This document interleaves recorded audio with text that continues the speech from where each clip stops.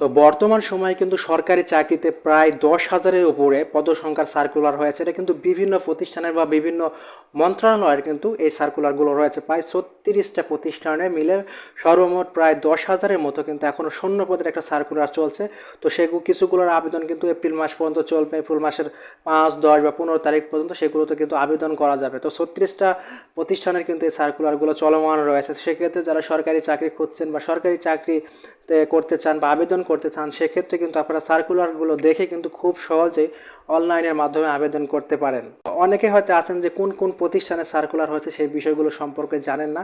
তো সেক্ষেত্রে আমার পেজে আপনারা এই চাকরি সংক্রান্ত বিভিন্ন সার্কুলার পেয়ে থাকবেন, সরকারি এবং বেসরকারি। তো সেক্ষেত্রে আমার পেজটিকে ফলো করে রাখতে পারেন।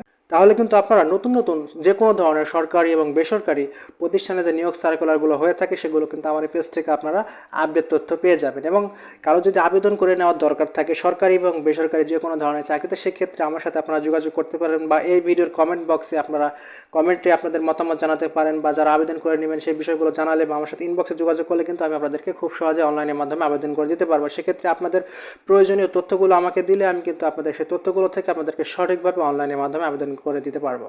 তো বর্তমান সময়ে প্রায় 10,000-এর উপর পদসংখ্যার কিন্তু সার্কুলার চলছে। সেক্ষেত্রে আপনার এই সার্কুলারগুলো দেখে খুব দ্রুত আবেদন করে ফেলবেন।